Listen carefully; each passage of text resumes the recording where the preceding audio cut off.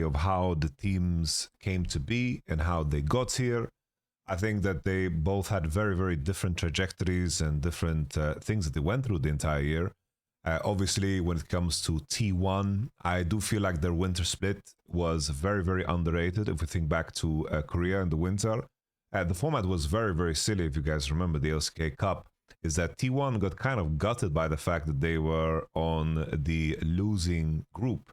If you guys remember, D+ had a very good start, and the T1 did basically what they could to contest, and in the end, this group Elder was the one winning because they had 16 points. And the big issue for T1 was the fact that BNK Fearex, DNF, and of course OK Brian Blade actually gutted them. Because in the end, T1 had to qualify, and T1 played a very, very close game against Hanwha Life, and somehow Nongshim is a team that makes it through into the loser bracket and so forth. So I do think that, of course, T1 was incredibly, incredibly unfortunate. Ad break. Download Opera GX now with the link in the description below or in the comment to have it come pre-packed with the Riot Corner. The Riot Corner makes it easy to, of course, stay in tune with everything that is going on in the League of Legends world. You can also find all these beautiful themes. You can find these beautiful co-streamers like this guy. This guy is very handsome, very smart about the game.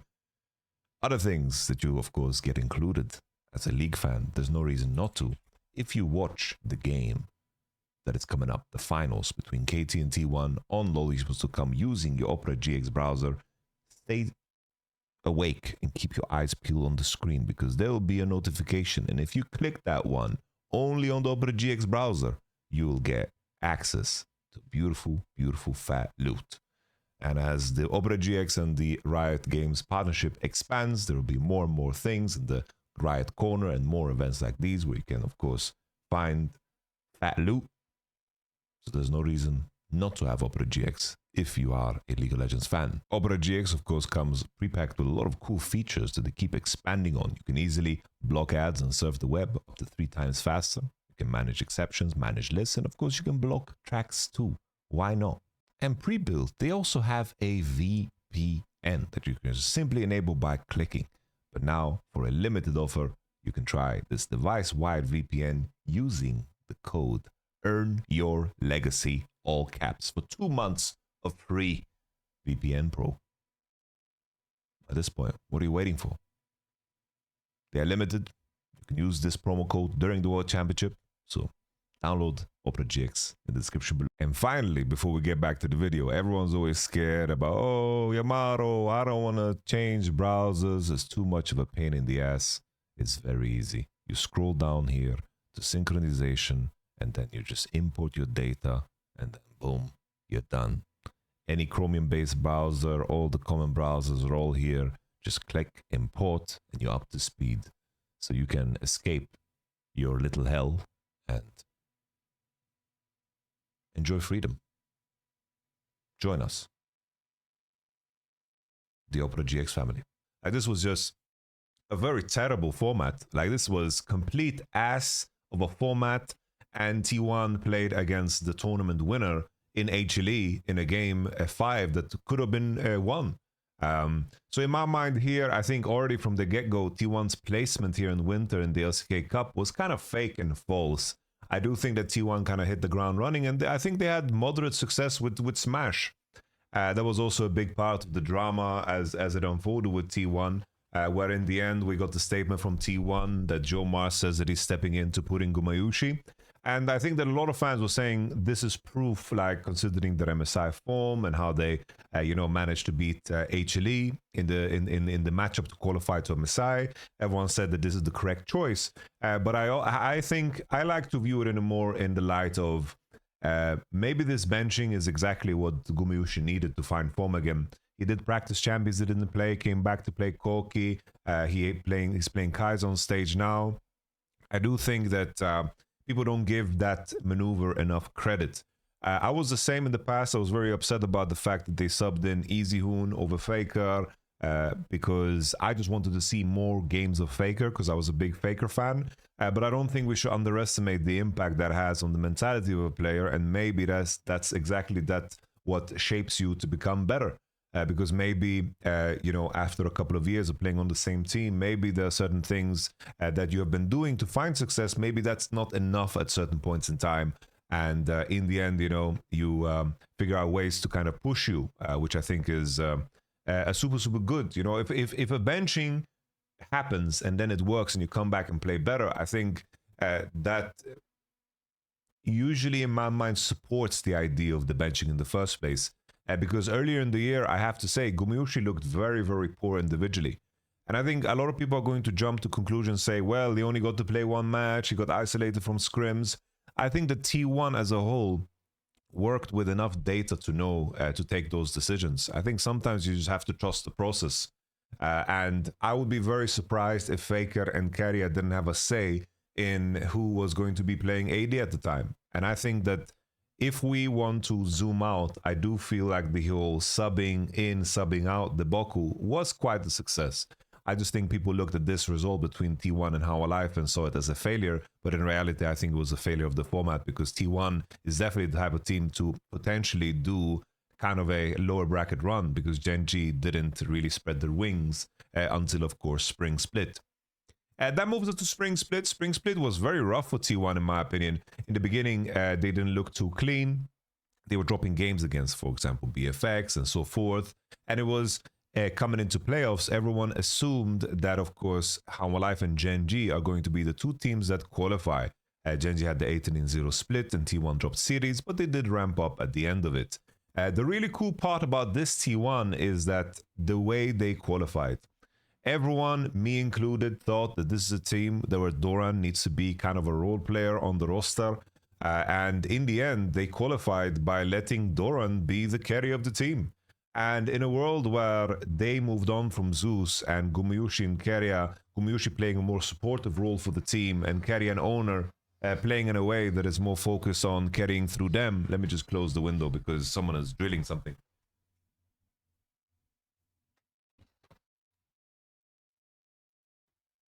Everyone thought that Gumayushi and Doran just wasn't the correct pairing. And what was cool about their playoff run there was that Doran actually stepped up and had great Camille games, great Ambessa games, and he was the carry that they needed. And at this point in time, I made a big point about saying that this T1 has way better synergy than any other versions of T1. If you look at any past World Championship bids, the way T1 played, they had to band-aid a lot of problems. Owner was always power farming. Keria was always putting vision down on his own. And you remember these periods where FAKER and Zeus were dying, getting caught on side perma? The thing is, they had to play with that level of risk because they never got the same jungle support like push and vision like the other teams did, like the Peanut Delight did for their teammates. So they played very isolated, and if they got the farm, it meant that they had a lot more players on the team that was a lot more fed. And that's why we had this problem with T1 where they couldn't play melee supports, because melee supports relied on a very crystal clear synergy of the support and jungle. Owner and Keria didn't play together up until this year. They team fought super well, and that was the biggest strength of T1. But they always needed to play either supports that were incredibly mobile, think Pyke, Bard, Rakan, or they had to play range support duos together with AD that they could pressure hard enough as two with Lucian Nami or Lulu or something, or Milio, and then they could pressure enough to pull the jungler to them. But when they played melee supports, jungler support, they never synced up. I bring you guys back to the MSI tournament of 23. You guys remember when T1 lost to Bilibili? And everyone's sitting there as like, why on earth is no Owner never like covering bot or ganking bot or doing anything bot? This was when basically On, Elk, and Shun were just diving T1 on cooldown and beating them with ease at this MSI. So this year, I think the T1 has had better synergy than they've ever had. And I think that's super cool to see. And they had a very impressive MSI run, being the only team, together with AL, of course, to challenge GENGs. And I think the T1, for this period of the year, after beating How Alive, was the clear second best team in the world. I think that when people look at T1 and the run here, I don't think that T1 being in the finals is surprising at all. In the past, you know, they've qualified in way worse ways. If we think back to 23, even 24, at 24, probably the most egregious one where they almost got beaten by KT and BDD on his LeBlanc, but Perfect just ran it down and Battle didn't have a good series. This was the World Championship where T1 qualified in the most cleanest way. They lost to HLE, which is something we've seen in the past, getting 3-0 by HLE. You guys remember the whole Twisted Fate Vayne top debacle with Zeus. And then, of course, they qualified by beating the opposition, and then which was D+, and then going, of course, to 5 games with GENG. I thought, this is a T1 variant that has enough time now to prep for the World Championship. It always seems to be a trend. The longer breaks FAKER can take, the better he looks coming into a tournament. And now we reach, of course, the World Championship. They started off with the series against IG, where, you know, I think that anyone understood, you know, IG, even on their best day, which I think that's what they brought to the table, their best variant of themselves. Even in the context of that, everyone just assumed T1 is going to win.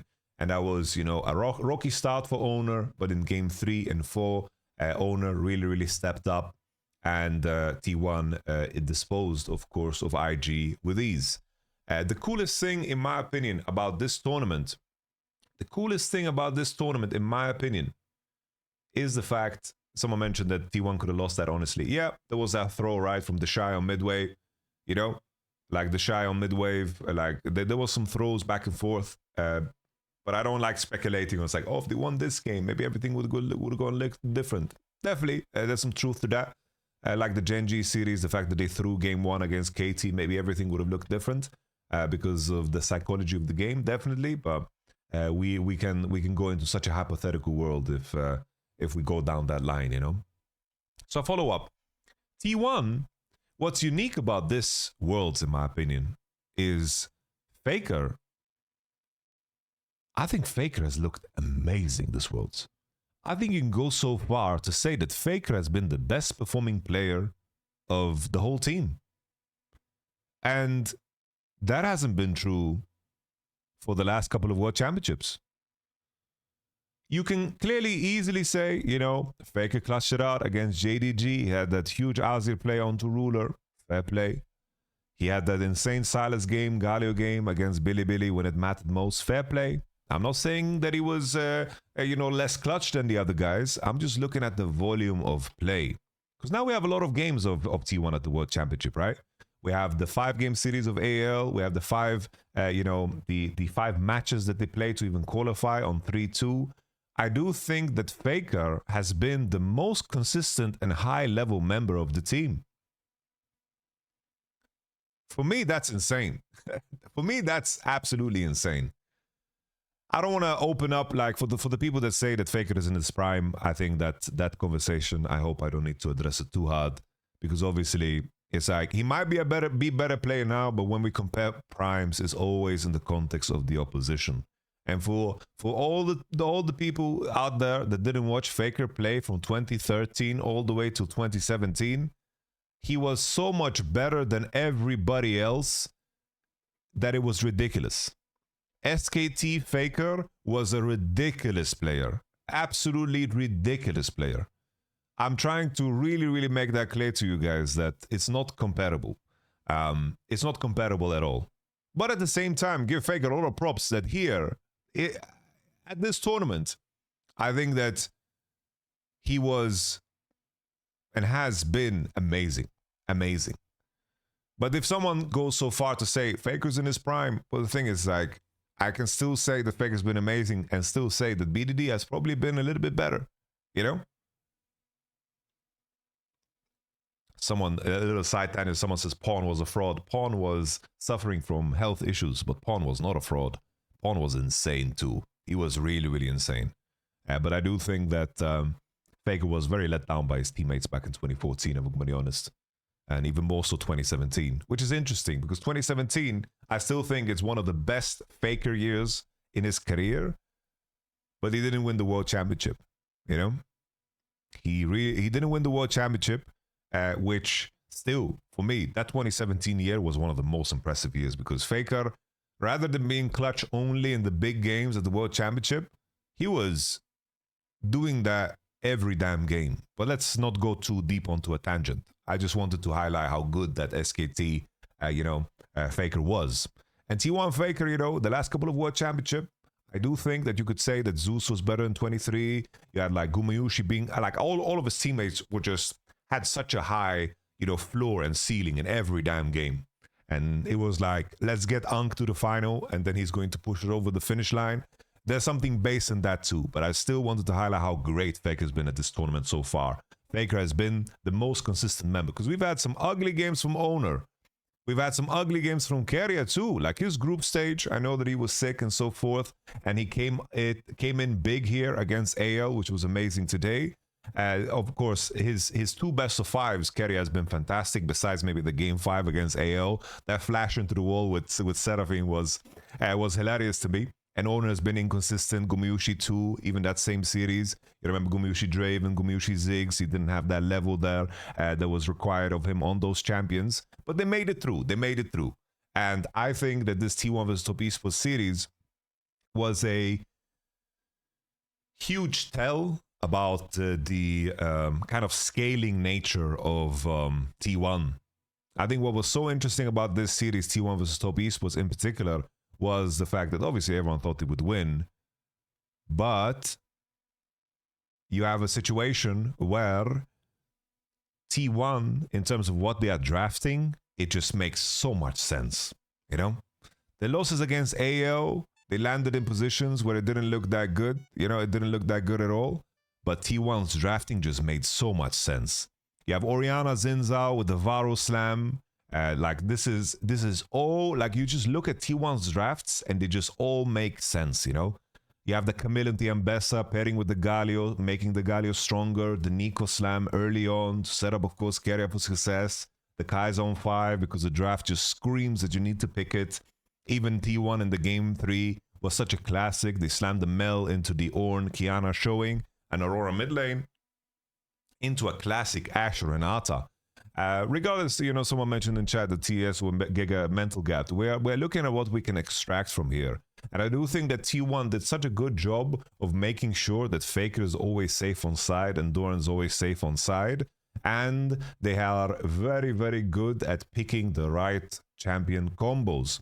And if you look back at the AL series, the 2 games that were losing were the 2 drafts that I thought looked kind of ugly. Picking Anivia, too old of a champion, into, of course, the Anivia, into, of course, the Ambessa, Galio, Wukong. These champions were just a little bit too modern, and the Draven didn't look good too. He couldn't accomplish what he needed to. And then, of course, we had this game too, where they had Kesante, Ziggs, Vi, Blitzcrank, Silas. Like, this draft doesn't make any damn sense now that we look at it. T1 are adapting real time, and that's usually the tale of the 2 teams that make it to the finals. How good you are at adapting and figuring out which champions are actually good and successful, and how you navigate that data. As a little bit of a side tangent, if you look at what with GENG, what makes this tournament so unique is that you have so limited data and you need to make gut calls, and that is so difficult. Compare it to LCK, compare it to MSI. You have time to stabilize. You have time to get accustomed to your environment, because MSI is played from the same location, all of it. LCK is played from the same location until you travel to play, of course, one event. But the World Championship is you travel, then you have media days, and then it gets messy, and then you have games, and then you have to adjust real time. Your schedule is not clear. It's very, very hard to plan how your practice is going to look like and how you're going to scrim and so forth, because the days you play, keep in mind, it's Swiss. The days you play even vary depending on your result. And then the days you play in quarters and finals, and you have to travel in the semis. And all of this means that you get a lot less data than usual. So you don't get to have a lot of time to build conviction. And that's when you need to trust your gut. And every time when it comes to teams that, if we look at the last year of the World Championship, teams that trust their gut in terms of the adaptations. It's like the 2 teams that were first on the Gali adaptation, the Silas into Ari. This was, of course, T1 and Bilibili. And now, someone mentioned this World's Patch did not really change much in the game. The thing is, you are not tripping, but there are adaptations that happen real time. Just because a patch didn't change doesn't mean that teams don't figure out something new. Someone mentioned in chat, it's like Kiana started getting played, and then people picked Pantheon into Kiana. People had Orianna prior, and people opened Orianna, and then the mix of opinion on Jarvan.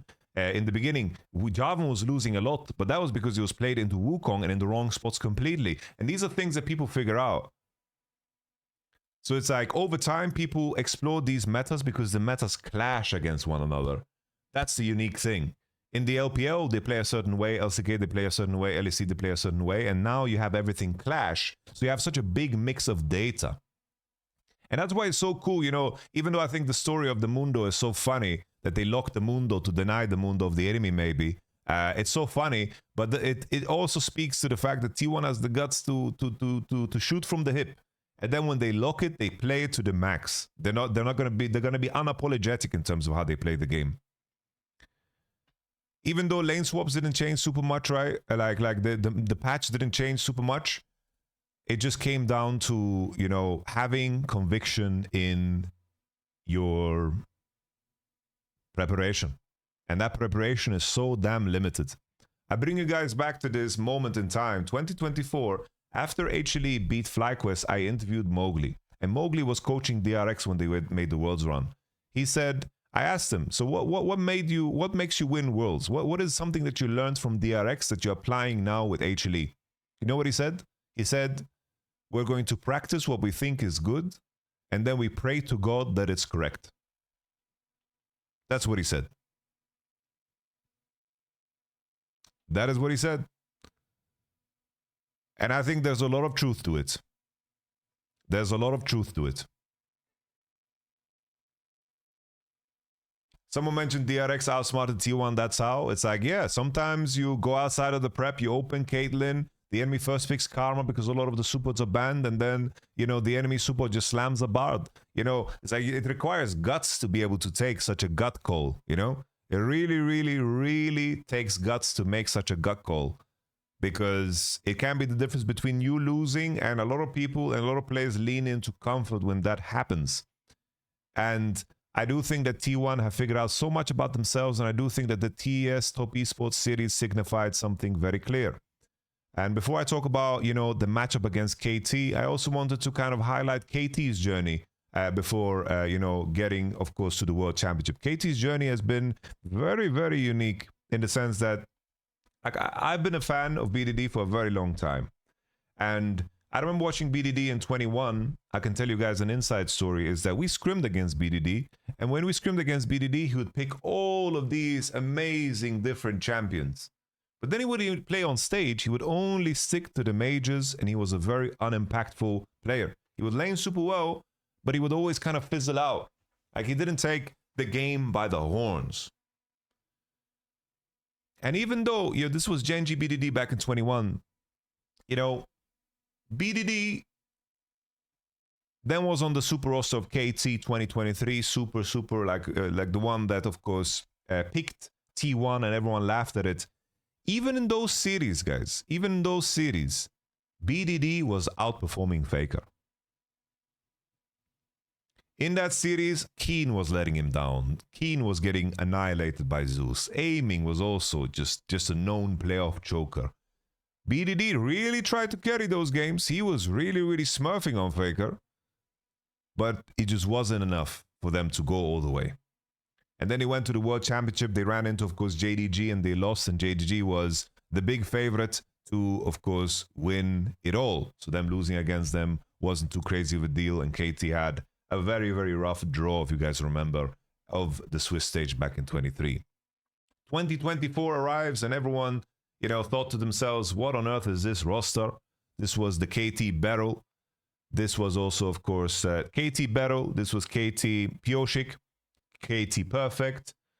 This roster wasn't exciting at all, and BDD was suffering.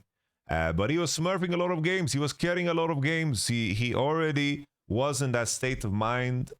Instead of being like, oh, my teammates are trash, he kind of looked, what is the way for me to carry this game, regardless of what my teammates do?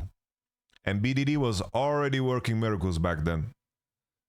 even in 23, I didn't mention it, but there was a period, you know, when KT got all pro. I think it was very clear to me that BDD was actually in a pocket where he was the best mid laner in the world over Chovy during a regular split outside of a world championship.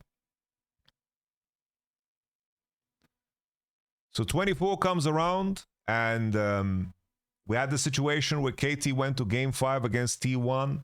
And even in that circumstance, guys, even in that circumstance, BDD was like 3-0 up on a LeBlanc, and Perfect was doing some criminal things on Camille for then T1 to win the game. This is also a particular game where Zeus was playing Yone, and Yone on Zeus was, of course, just a monster. That same game, he went down 1-5 in deaths, but he just kept up in gold because he kept getting all the farm, and then Zeus did Zeus things to then qualify them to the World Championship. It was very close.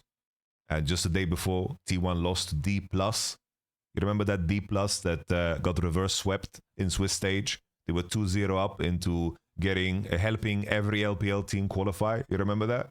LNG, Weibo. Like, you guys remember this? That D+ beat T1. I was hoping the T1 would beat D+, and then KT beat D+, so BDD can go to the World Championship. That is where I was at, you know. And then come to 2025, everyone just assumed that the suffering would continue. And everyone assumed right.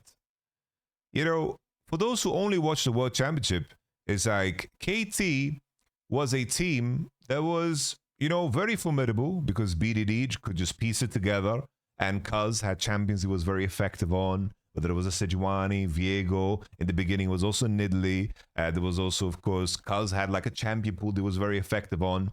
And then Perfect and Peter and Dokdam, like, they were not performing, guys. They were not up to par with the rest of the team. And it was very frustrating to watch because it just seemed like another year was lined up for BDD's suffering. There were moments where Peter got subbed out. He got subbed out maybe 82 times. There were moments where they tried to put in Casting Couch over Perfect, and you know, they didn't find any success. Like, this was a KT that was struggling, guys, struggling, and you know, they kept up, and there's an argument to be made about D+ struggling too, but of course, KT kept up because of the level of BDD. He was carrying games and carrying series out of nowhere. And in that lies, in my opinion, the magic. So KT managed to qualify to, of course, the top 5, and D+ dropped down to the lower group because of the tiebreaker. So this was the qualification for MSI, of course. And this was the tiebreaker that KT managed to win against DK, meaning that KT was with the demons, that is T1, How Alive, and GENGs, and D+ dropped into the lower one. And if we look back at the rounds, what happened to the teams?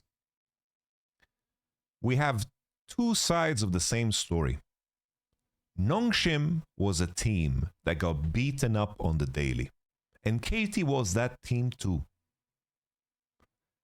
Some people crumble under that pressure, and some people look at it for what the challenge is and put your head down no matter how you get beaten. And I think therein lies the essence of KT, is that the entire team embodied the essence of what BDD is. BDD looks at every game as a challenge that he can solve. The years of suffering of BDD has made so when his teammates play well, the games look damn easy. Damn easy. Because even the most difficult games, if there's one player that can pull it off in a regular season, it's damn BDD, man.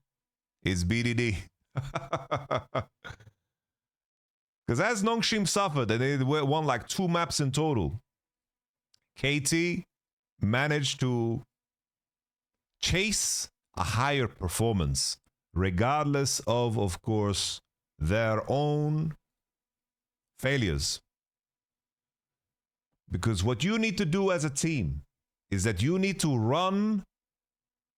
Imagine competition is running a race as fast as you can, but you don't know what the distance will be or how fast your opponents are. And on occasion, you race next to them and you realize, damn, GENG is fast. And some people get crushed under that, and some people rise through that. Because you require a very specific mentality to be ready to beat a team that can underperform, because any team can underperform.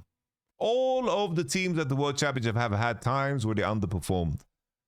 You need to have a very specific mindset to beat a team that, of course, is underperforming. Some teams have lost against the team so often that they can't even beat them when they're underperforming. I think for the LEC fans, you guys remember, the LEC fans, you remember like how G2 could play as bad as humanly possible and it didn't matter. Or more recent example, Top Esports against T1. No one thought in a million years Top Esports can win, even if T1 like shit their own pants on stage. I remember those Fnatic G2 games where Fnatic is 10k gold ahead, and even if God came down and sacrificed, you know, Jesus for the purpose of them winning, they wouldn't do it, you know? So there's that, you know? You need to be a very, very specific team to be able to seize an opportunity like that. And they did beat GENG. They got cooked by GENG. People don't like mentioning that, but they got cooked by GENG in the lower bracket. Chovy, of course, Chovy was, of course, performing better in BDD in the second time they played. I think BDD looked very desperate in that series, and GENG just smoked them. But KT managed to beat a GENG that was, you know, in the position to underperform.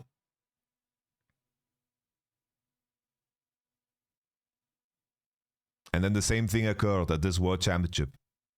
What's amazing about this KT roster is that I think that they lean into their strengths super well. They have a very, very clear team identity. The way they beat GENG is how they're playing at this World Championship too.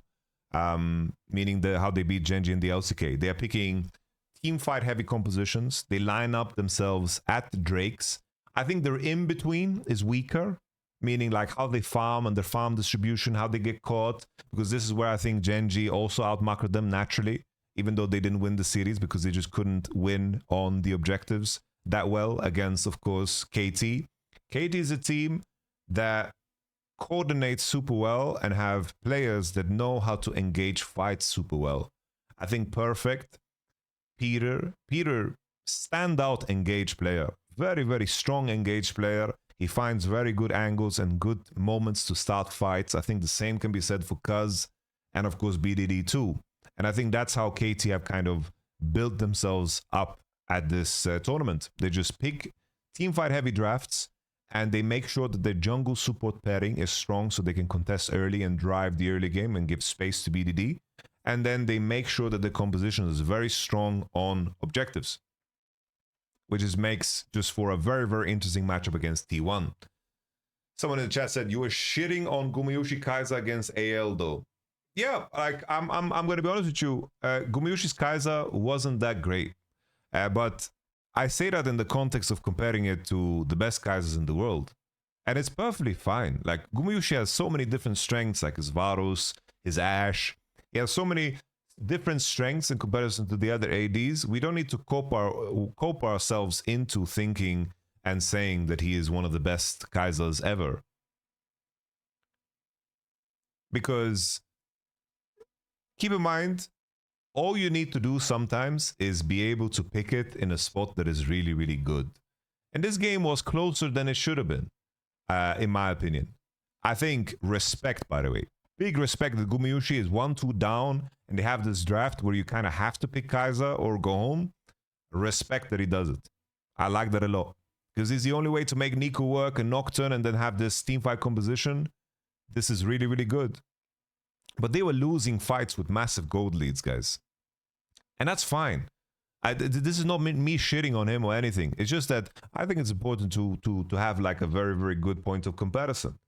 Like if I watch the whole year, Kaiser players that are completely like smurfing out of their mind, like a Gala, like a Viper, or even Ruler, even Hope at times against T1 happened as well, right? Like that's fine. That's not like a big knock on Gumayushi or whatever. Like it's okay. It's just that this is what's necessary. The both drafts where he slammed Kaiser were like dream Kaiser drafts, if you think about it, right? CC from every role, hard engaged, tools to go forward. Kaiser gets lined up. That's super nice. Paired together with the Nico. That's super good, right? We had it. I don't know why we need to lie and say that suddenly Gumayushi is the best Kaiser in the world. He could always play Kaiser and be revisionist about the history of Gumayushi's relationship to this champion. I saw some people go so far to say that the team doesn't play around him well enough. Well, the thing is, when they were playing with Smash, they kind of pieced it together. So, like, it's rare that we get to have, two examples of the same one. But I think we can appreciate the Kaiser looking for what it is, which means that he is willing to slam it and lock it in a moment where it's the best champion to pick and the game is relatively easy as a Kaiser, and he's 1-2 down and he picks something that he's less comfortable with and still, puts a performance good enough for them to win out the game. There is a beauty in that too. But we don't need to lie about the history and lie about everything, I don't think it makes sense to go down that path, I don't like how I don't mind the community thinking that, of course, Worlds is super, super important because that's how the year lines up. That is the most amount of pedigree. It is the most amount of budget and money, and I think it makes a lot of sense. I get it. But I also don't think that Worlds should rewrite the entire history of the year, because at least it needs to be worth it somehow to watch the entire year, It needs to mean something, Anyhow. Now to the conversation of T1 versus KT. As teams, I think a crucial detail for me when it comes to T1 is that I think that Owner and Keria are ramping up. Keria is looking so much better in the best of fives than he did in the group stage and the Swiss stage.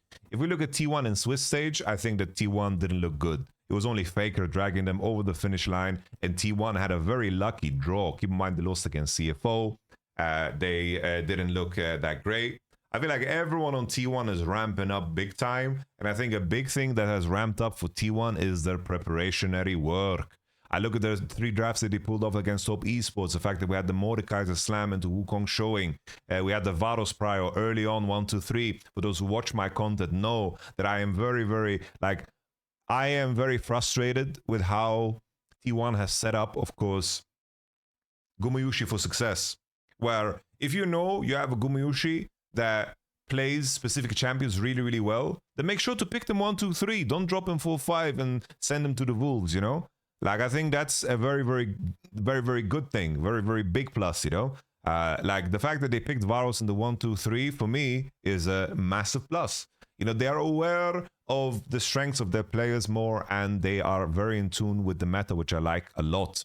We had the Camille slam into Yambessa. They pick Galio here because they know if the enemy picks Ambessa away, we can go Camille, and they don't pick Ambessa earlier because they don't want to invite 369 Renekton. If the enemy picks Renekton, they can pivot into a different champ. I like that a lot. They seem to be aware of the tools, and they're building out drafts that make sense from the get-go. I think that's really, really cool.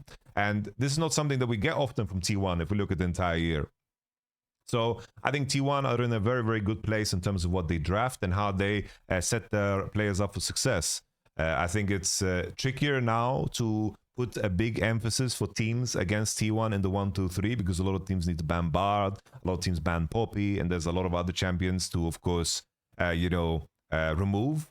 Especially if you are on red side, you need to think about Azir, Orianna, Talia now as well. So I think that T1 is in a really, really good and healthy place. And if I look based on where the form of the players are at, it's like FAKER has been performing the entire Worlds, but now we have Owner and Keria also stepping up. And also we're in a place where Gumayushi has enough setup in the draft to actually have his champions excel. Like if Gumayushi is going to the game, he's playing Ashe and Varos, I'm so damn excited. He's looking damn good. It's classic Worlds Gumayushi, you know? It's classic Worlds Gumayushi. So that's super, super cool, yeah? The main thing I think T1 has as an advantage against KT is how they play side lane. I think that they are way sharper on playing around their solo laners, making sure that they have farm. This is the big difference from T1 than previous years, is that I think that they can actually suffocate BDD. They can suffocate Perfect. GENGs, a way they kept in the game was that they isolated Perfect on side. This is a play that never gets help. KT's mid-game in between objectives is very, very predictable, guys. Very predictable. And I think this is something that T1 is going to take massive advantage over. I think it's great. Thank you very much, Goku's Gronk. I appreciate that. That is where you can find the biggest advantage for T1. I think that they will isolate Perfect on side, because the cool thing about T1 and how they approach the mid-game is that they are not cookie cutter in terms of who they approach. Some teams play, we're going to play on Cap's lane. He is strong side no matter what. BDD is strong side no matter what. T1 are very flexible around playing around Doran and playing around FAKER and do everything that is correct in the game. And I think that they are very sharp on lane assignments. Lane assignments is so important nowadays because in terms of keeping momentum and basing at the right time, this is something that Doran is a master of. You know, top laners right now, the ones that are insane laners, whatever, they don't get the same amount of value this time around. They don't get the same amount of value this time around because you need to be in tune with the recalls of your mid lane and recalls of your bot lane, because this is where you find big swapping opportunities. For those who don't know, right, the main issue is, for those who don't know why this lane assignment topic is so important, I will just showcase here on RiftKit. Let's just let this load. RiftKit, la la la la la. RiftKit. So basically, if I as a top lane, I'm basing and my bot lane is basing. If I stay to push one more and enemy bot lane comes and they begin to cancel my recall, my tempo is completely cooked. So you being in tune as a top laner to what the mid lane does and what the bot lane does, the main thing is that when the other side bases and leverages their tempo to go into a different lane or swap into a different lane, they come out fresh. And if you are limited mana, limited HP, didn't spend your gold, and you're laning against people that come out fresh, you're going to be at disadvantage. It's kind of like tag teaming somebody in essence, right?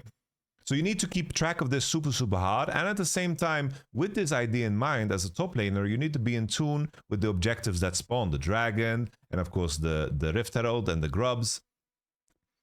And I think Doran is a master of this. Flandre has also played a really, really good at this. There's a reason Zeus and Bin, they didn't perform as well as things continued. Because in winter, we saw that, you know, Zeus's playstyle was the one that was happening. We had these deep lane swaps, and then Zeus could play in a way where he goes off and he plays, you know, side lane until he has 2 items, and then he comes to dragons and carries them. Now you need to show up to every objective. You need to be like a father that participates. You know, you can't go out for smokes and then send, you know, come back 20 years later with gifts and expect everybody to be happy, you know? So there's that. KT's biggest strength, in my opinion, is understanding of their own identity. What's so cool, in my opinion, about KT is the evolution of their individual players. You have, suddenly, Peter is an insane Renata player. I don't know where the hell that came from. I think also you had a situation where he looked good on the Lulu, which is also, like, fantastic. I have to say that when I look at this series, GENGs, obviously, we talked about them choking, but KT as a team are very, very good on objective team fights. They have decent early laning, but I have to say something. I think that GENGs, their biggest problem in their prep work, outside of their choking, is that they made sure that Ruler has a losing matchup no matter what. Take a look at this, all right? GENGs opening game. They are playing Koki Rakan versus Caitlyn Neeko. All right. Koki Rakan versus Caitlyn Neeko. That's game 1. Koki Rakan, Caitlyn Neeko. All right. That is a struggle. They came out of this lane 8 CS behind. Game number 2. We had Alistar and they slammed Ezreal, Nautilus. And obviously this was the only game that Gen G won. There was a fantastic game of Ezreal from, of course, Ruler, after they had a nice fight around the Rift Herald spawn. But in terms of the matchup, it isn't super exciting. They are blue signed, a little bit more understandable. We go over to red side. Even here, they slam Sivir on 3 into Azir showing and K'Sante as well, which to me already is an exciting game. Maybe you can highlight the Pantheon as the bigger issue. But Sivir gives you limited amount of flexibility. The enemy slams a stronger AD in Ashe and Lulu, and they slam Leona. I'm looking at this, and I don't think that T1 will ever allow this, bro. I don't think T1 will ever allow them to be in a situation where T1 roll out these losing bot lanes. Like, Ruler was the one player that was performing super well, in my opinion, together with Keen, and you just didn't set them up to succeed at all. The enemy picks Kalista, you go Lucian, Braum, and the enemy goes Renata. This is, once again, this is not a winning lane, you know? This is losing once again, in my opinion. So, I think the T1 is not going to fall for that. And then I think that Doc Dam and Peter as laners are going to be under far more pressure and scrutiny. Because keep in mind, the swapping action that I talked about before is such an important aspect of the game, such an important point of course, the game. And I think that if you control bot lane, you control lane assignments. And if you control lane assignments, you control all the roads that lead to the objectives. And this is where they can isolate BDD as a player, and they can kind of chip away at him as a player. They can either gank perfect for free, or they can fight the 3v3 on, of course, BDD's side, because KT is predictable in their mid game. But if you want me to give the thesis on why KT could win, is that they get to pick big teamfight compositions, and T1 are not careful about their fight selection. I think the T1's Drake setup is fantastic. KT's Drake setup is fantastic. This is where we find the most amount of clashes. But I do think that T1 will be able to leverage their mid game to have better economy and better game states to create a situation where they have better objective control. And that's why I am going to predict T1 as the winner of the World Championship 2025. I think that KT have had a fantastic run. And I think that they did something incredible against KT. And I think if there's a way to win, like if we think about it, like as far as I know, we had a situation where BDD won, of course, the coin toss. KT won the coin toss. What's cool about blue side, right, is there's a clear hierarchy of mid laners that you go down the list of. And there's a world where, you know, T1 just roll out this draft, right, where they pick Talia. I think Talia blue side ban isn't crazy, and it seems like Azir is winning every time he is against Orianna, and this is something that could maybe be something that they look for, right? But I do think that this seems to be a little bit too dangerous, because if you do this trade on red side, guys, it also makes your blue side weaker in the future, right? It becomes weaker in the future, because the next game, if you lose to Azir or whatever, then you go blue, and then suddenly the enemy doesn't have to ban Azir as well. So I'm curious to see how this pans out. There could be a world where T1 just slam Azir Orianna bans and they play it by ear and they rock and roll like that. Let's say they ban like this just to deny BDD. If T1 can get away with doing this, and there is no like gaping hole in terms of the prep of champions that they need to like remove, I think that T1 is just in the clear, you know. I think that we could see bans like this, or we could see bans like, obviously, if BDD sees that the enemy is banning mid laners, then obviously they don't ban Talia. The Talia ban is only in a case where Yone and Azir and Orianna is open. Because let's say there's two mid laners open, then of course then we go for Talia. Someone in the chat said they're not gonna target ban FAKER picks. What are you talking about, bro? Like this is the opposite of a T1, like the crazy T1 fans. This is the crazy T1 hater. It's like the Talia ban comes through, the Talia ban comes through if the enemy team, like basically T1 in this case, don't ban, of course, any mid laners.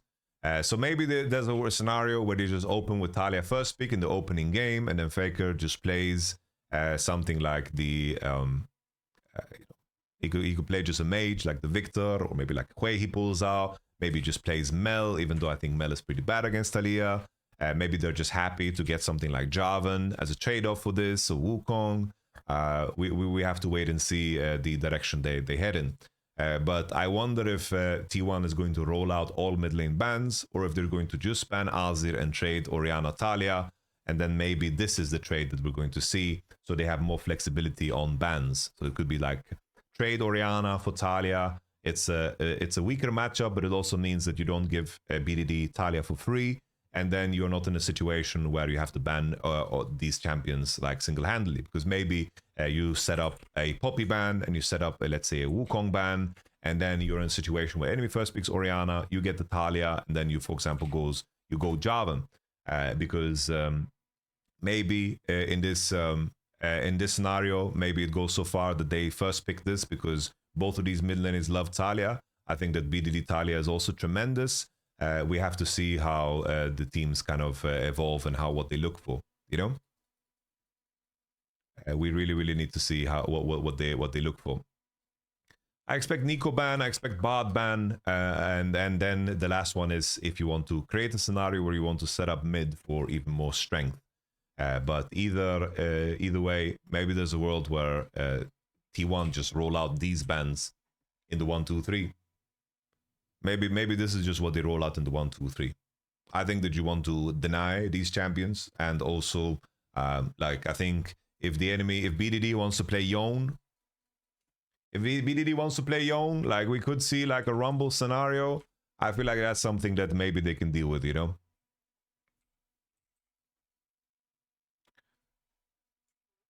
And then you just set up like a Mordekaiser case, you know, and play like this, you know.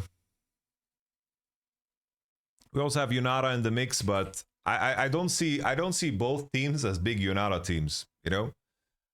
Mel into Yone, it's not that good of a matchup. I don't see both of these teams as big Yunara teams. Both of these teams are just banning it, you know.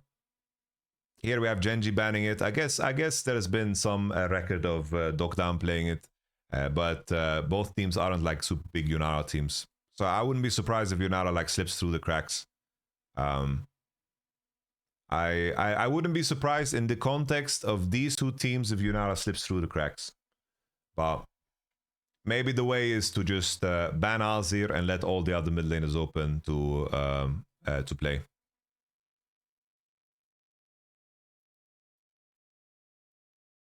I know people are mentioning like games from summer, but Yunara is a weaker champion now than she was back then, you know. But because it could be. I think what you guys are saying is not crazy. I definitely like Yunara being open. Maybe it's something that the teams have in mind. Could be that Yunara is just banned the whole series. Definitely. What do you think is the KT win condition? I think that they need to create big enough leads with their jungle support mid in the early game.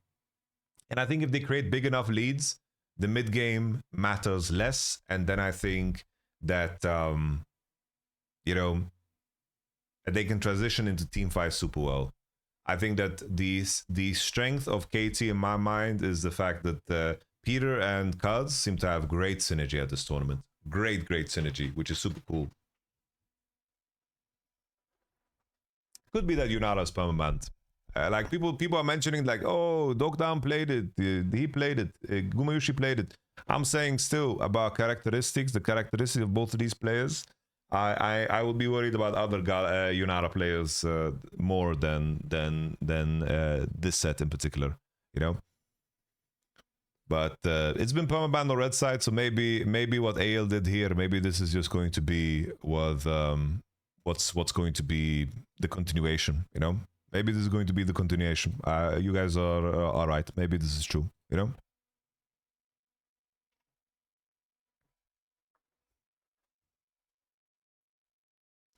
Maybe we have a world where, you know, T1 just roll out the draft where they trade Orianna Talia and they play it by ear, you know?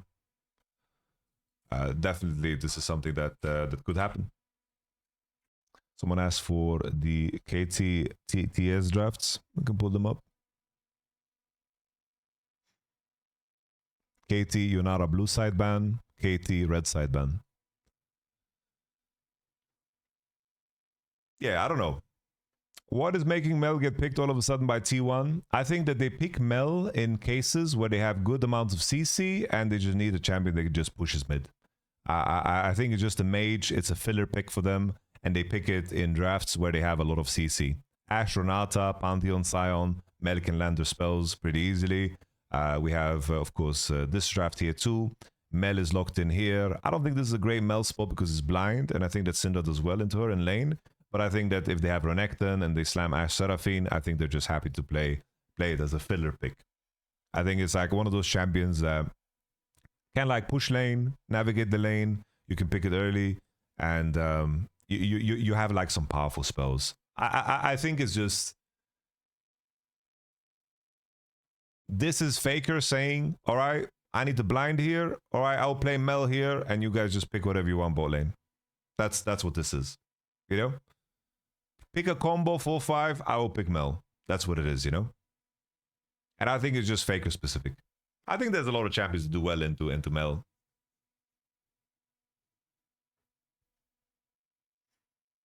I think just sometimes you want a mage that has like okay lane phase, and if you're first on objectives, the enemy entering into you, you get a lot of value out of Mel, you know? It's just a classic you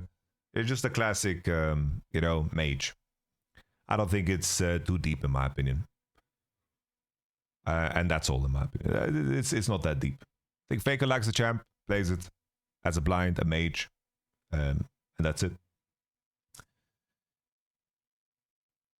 Someone said Mel is good into Sejuani, Jinx too. No, I think that's fake. I don't think it's good into Jinx. Against Sejuani, you can block the ultimate, but it's tank. I think people are thinking too much about Mel and her W when they think about the value of Mel. Like Jinx, auto-attacking is like W. Like Jinx has really high range. Mel doesn't like to play against champions that have really high range. I think the idea that Mel is good against Jinx is a little bit fake. People are thinking too much. It's like, oh, he can reflect the ultimate. Yeah, but if Jinx is like hitting her from max range, it's very hard to hit this E spell. You know, the E and the Q spells are a little bit wonky to hit, so you want to have like CC, and you want the enemy to enter into your sphere of influence, you know? But these are my takes on KTT1. I do think that BDD and the early game of Kuz, Peter, and of course BDD, I think that's going to be a very big deciding part of it.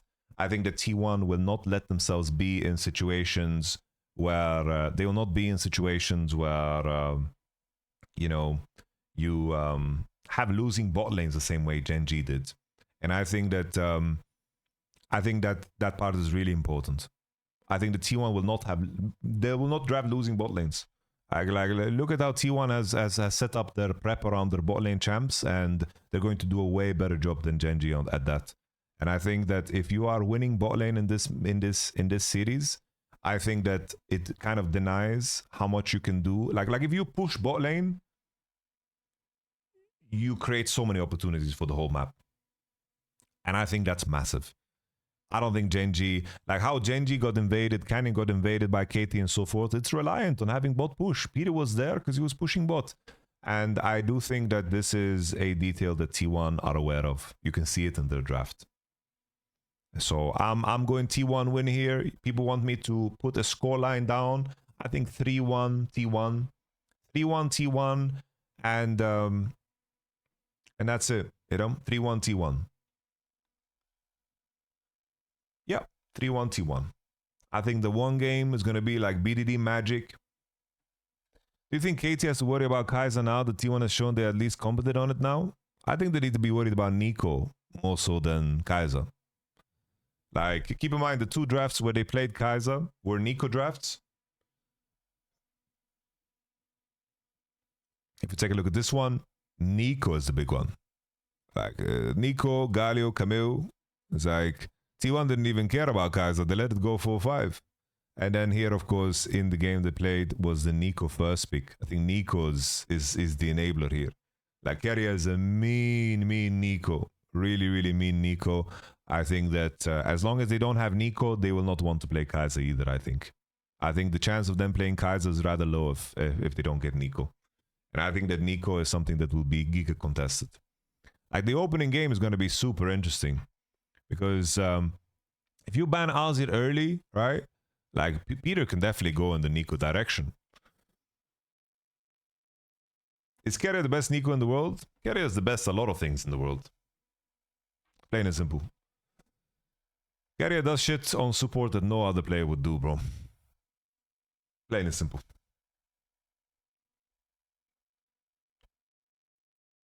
Best short king, definitely. Keria GOAT support? Yep. Keria is my GOAT support. Keria is my GOAT support. I guess I can round off the discussion why I think Keria is the GOAT support. It's just Keria has reinvented the game, bro. He has reinvented the game. He has reinvented the game in a modern game. It's like people are gonna mention Mata, and Mata is a fair shout, but Mata reinvented the game and changed the trajectory of League big time in 2014. But it's like in terms of the amount of years where he was like super dominant, it's like obviously like 2016 RNG, he was insane. 2018 KT, he was insane with Deft Mata. Like he had good longevities. Like Mata was my Mata and Mako like were the two GOAT supports, definitely.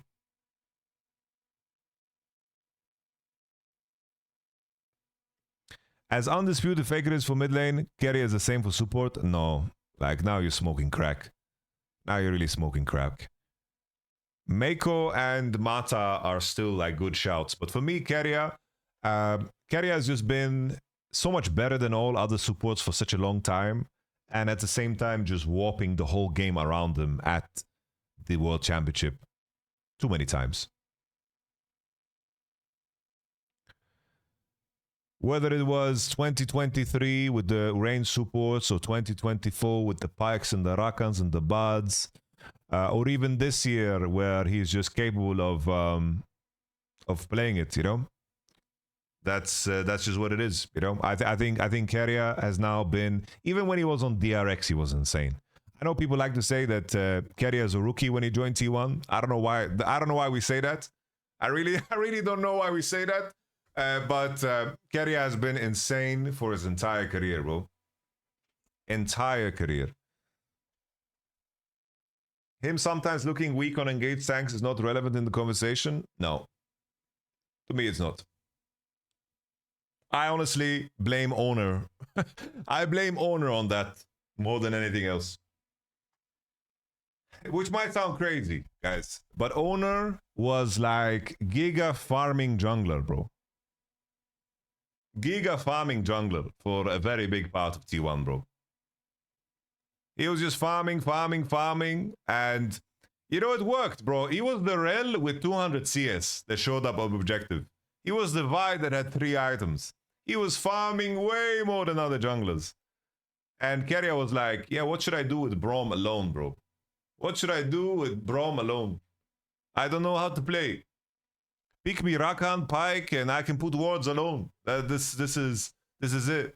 It's not like you can't think to yourself as like, oh, Keria can play Nico, Pike, Bard, all these hard, difficult champions on a very high level, and then he can't Alistar combo? No. Like, his highlight reel on like Alistar and these engaged supports is also really, really nuts, you know?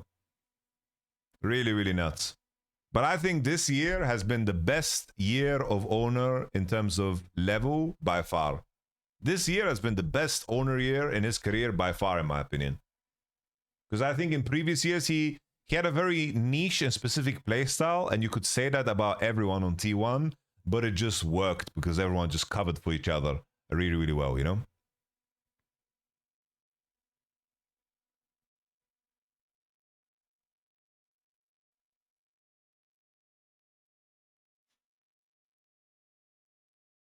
And that's that.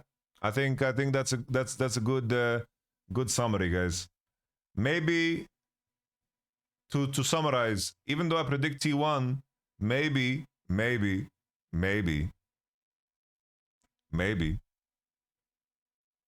this is all a ruse, because I'm just trying not to get excited for BDD and score.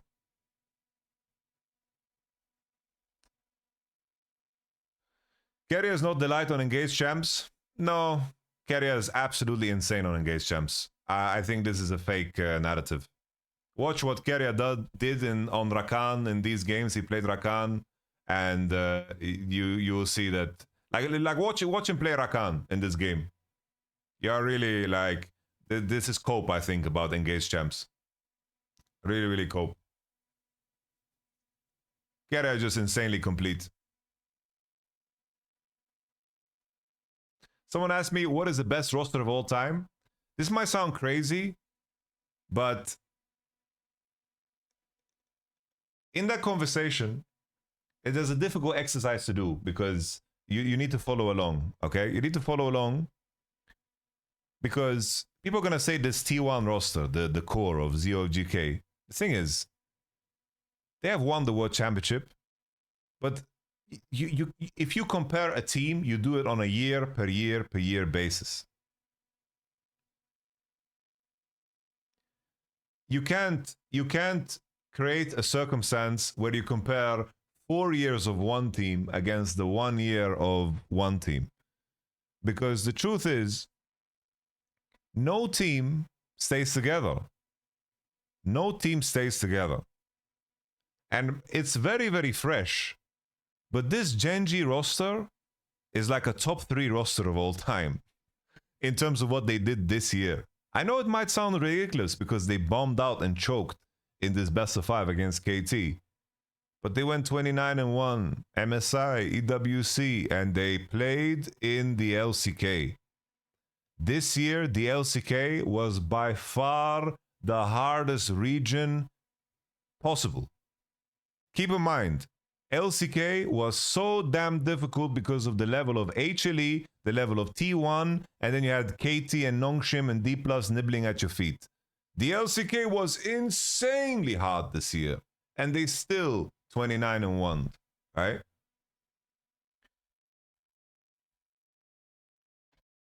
I think SKT 2015, Damwon 2020.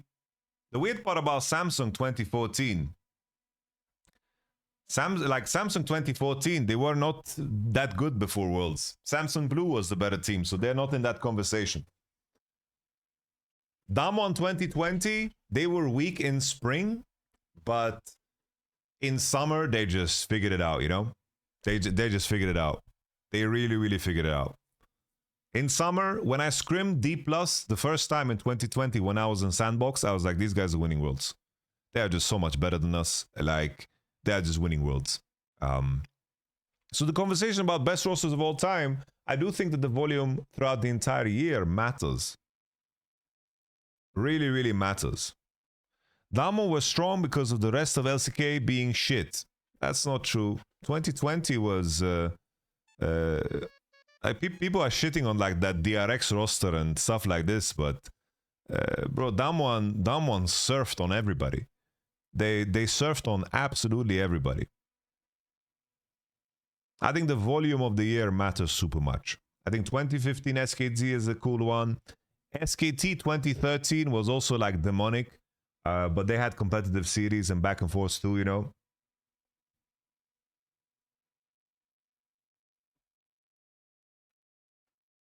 DRX 2020 was not bad, guys. They were not bad. Like, Chovy was doing fucking crazy things with Deft.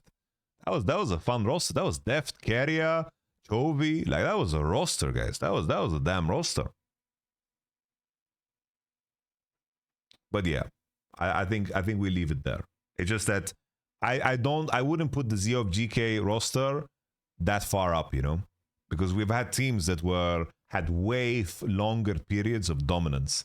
Because the way I would measure it, like, let's say Worlds, even though technically it isn't, let's say Worlds is like 30% of the year or 40% of the year, even though technically time-wise it isn't. Let's just give it that much more value. This T1 roster, it's like, the funny thing is, 2022 might have been the most dominant time of Zero of GK. Because their spring split, they were dumping on everybody.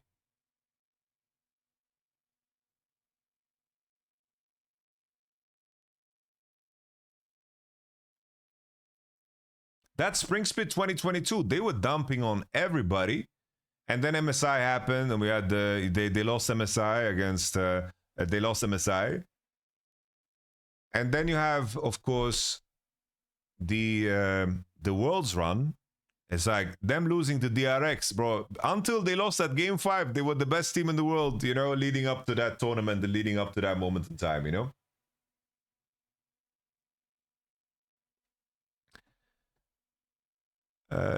So your evaluation roster is based yearly instead of a whole of that core. Yeah, because we can't.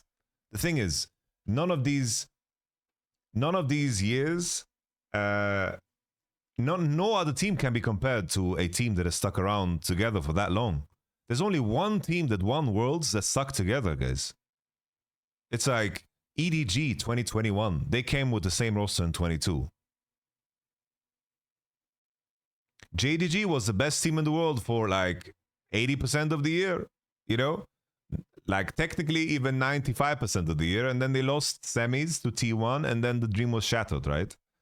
I think at least for me personally, in the conversation of like most dominant rosters, for me it's a question of how good are you? Didn't IG 2018 too? 2018 IG didn't win winter, didn't win spring, didn't win summer. There was no winter, so they didn't win spring, summer. RNG was the better team. RNG was on path to do the golden road back then, 2018. They won spring, won MSI, won, of course, summer as well. They stayed together in 2019. Sure. They shouldn't have. They shouldn't have. They shouldn't have. Sorry.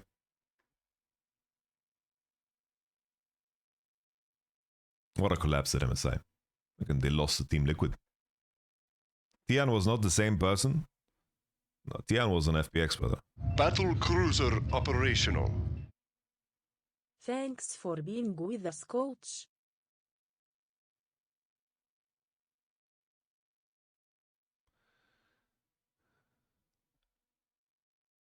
My pleasure always, Leo.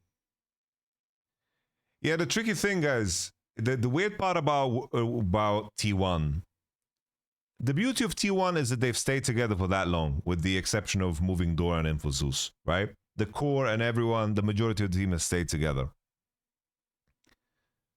The tricky thing is, they did it probably for money reasons, marketing reasons, all that jazz. And there's a strength that carries when they play these world championships because they know so much about themselves and one another. But you have to ask yourself the question, maybe if T1 were more aggressive in some of these off seasons, maybe they would be more competitive and they would take key players away from, you know, a Genji or a Hanwha Life, right? Because would people really be angry if next year they signed Viper? I think people would be. Fans would be, because people love Gumayushi in the story, right? But in terms of like, I'm pretty certain that T1 would love to win some LCK titles too, you know? Because it's been a while. Maybe win an MSI, you know? You know? As I think this is in the back of the mind of T1 too, you know? And it doesn't mean that it has to come at a cost of course, the World Championship. But there's definitely moments where maybe you had an opportunity to get more out of your roster. And then you have to weigh, of course, your options. Yeah. People acting that T1 doesn't care about LCK pisses me off. Yeah, it pisses me off too, bro. Bro, like, the LCK, I'm going to say something, guys. The LCK is the hardest tournament to win in the world. There you have it. I think LCK is the hardest tournament to win.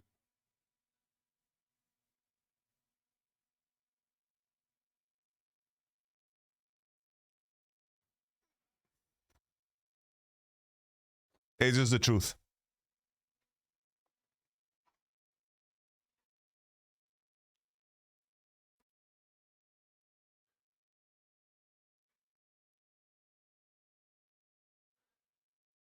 If the only metric is how good you need to play in order to win, then I think LCK is the hardest tournament to win.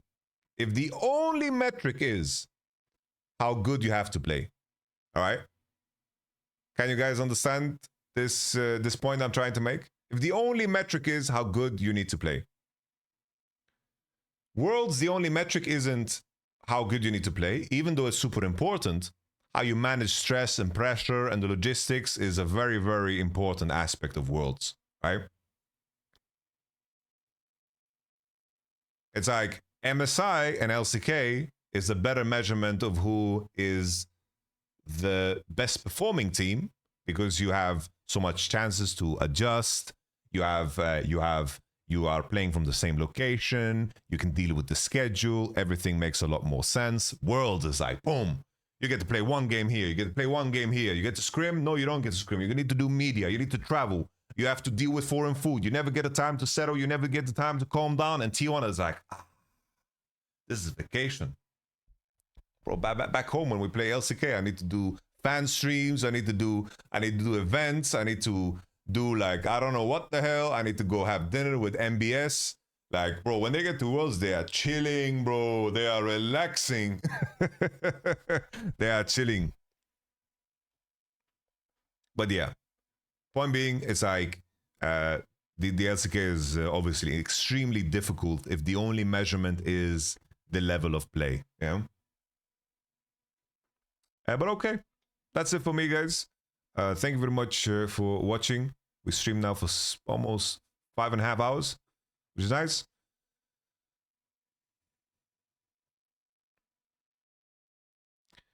Uh, 2023 and 2024 LPL was very hard. It was very hard too, yeah. But 2025 LCK, bro. Considering how good T1, HLE, and GENGs were the entire year, I think it was really, really insane.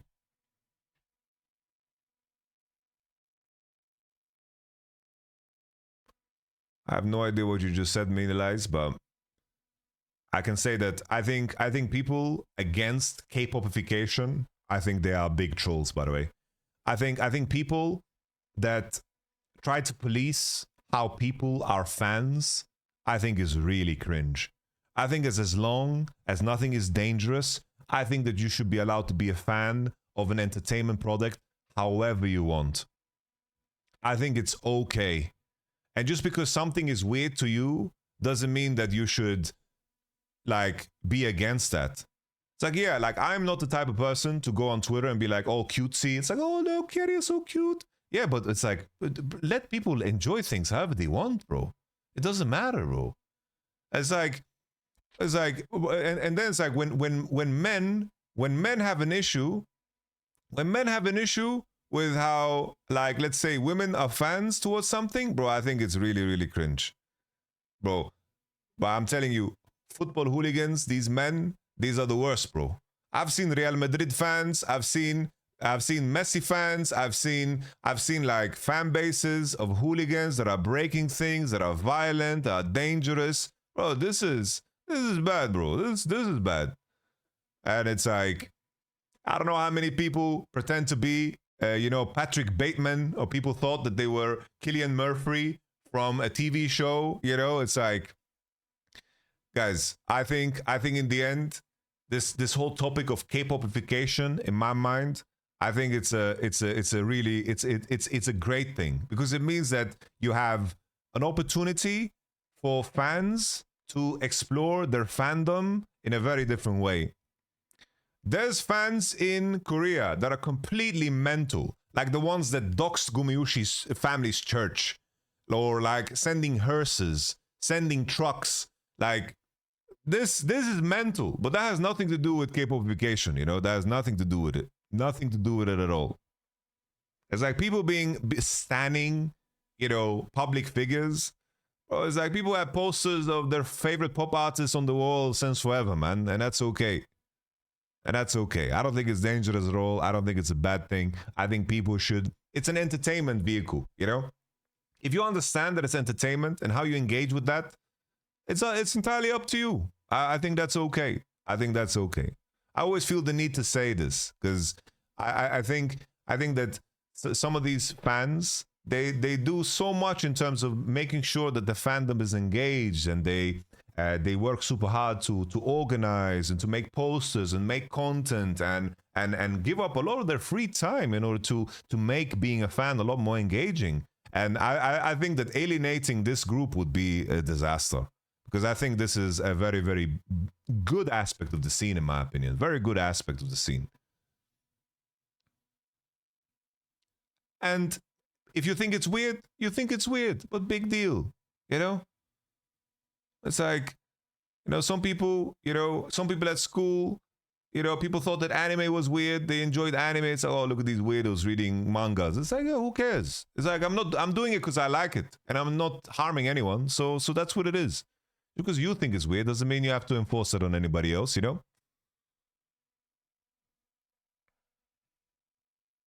We got winning finals. We just talked about it. It'll be our YouTube video. I'll catch you on the flip the flip. All right, I'm leaving now. I wish you all the best. I wish you all the best. Bye-bye.